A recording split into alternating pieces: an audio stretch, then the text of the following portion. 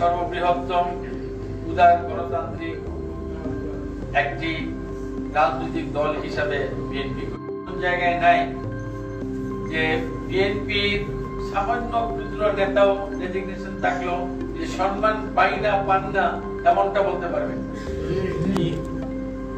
এই যে আমাদের সম্মান, এই যে আমাদের পরিচিতি, এই যে আমাদের একটা সকলের ঐক্যের শক্তি, এটা যে দল দিয়েছে সেই দলের প্রতি তো আমাদের কৃতজ্ঞতা বোধ থাকা প্রয়োজন। আমার কথাই যদি বলি, আমাকে দেশনেত্রী বেগম খালেদা জিয়া আহ্বান করে এই দলে নিয়ে এসেছেন।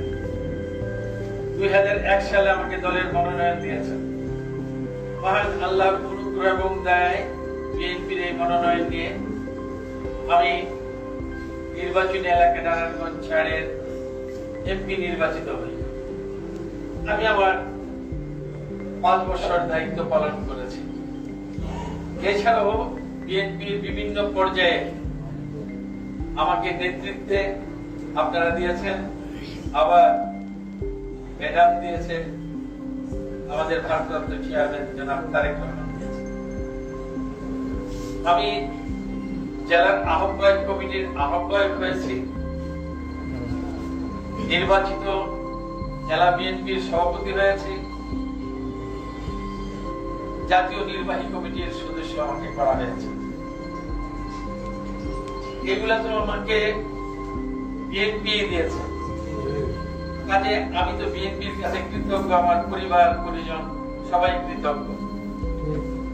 এই কৃতজ্ঞতা নিয়ে যখন ডাক পেলাম আমাদের প্রিয় নেতা বিএনপির ভারপ্রাপ্ত চেয়ারম্যান জনাব তারেক রহমান, বিএনপির সবচেয়ে দুর্দিনে, সবচেয়ে দুঃসময়ে, চলেছেন ফ্যাসিস্ট শেখ হাসিনার স্বৈর শাসনের সময় যখন অত্যাচার নিপীড়ন তীব্র আকার ধারণ করে, তখন আমাকে ডেকে নিয়ে নারায়ণগঞ্জ জেলা বিএনপির দায়িত্ব নিতে বলে।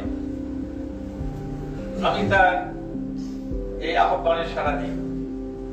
এরপর তিনি আমাকে নারায়ণগঞ্জ জেলা বিএনপির আহ্বায়ক করেন। আমি এবং আমার প্রিয় সহকর্মী যারা এই আহ্বায়ক কমিটির সদস্য সচিব এবং সদস্য ছিল, তাদেরকে নিয়ে প্রতিকূল অবস্থার মধ্যে কোন একটি জায়গা যাওয়ার মানুষ ছিল না যে যেখানে বিএনপির কাউন্সিল অনুষ্ঠান করতে দেবে। আমি সেই দিন আমাদের কলেজ প্রাঙ্গণ এই সম্মেলন করার জন্য বেছে নিই। অনেক প্রতিকূল অবস্থার মধ্যে আপনারা সেদিন ছিলেন। এই সম্মেলন অনুষ্ঠিত হয়েছে।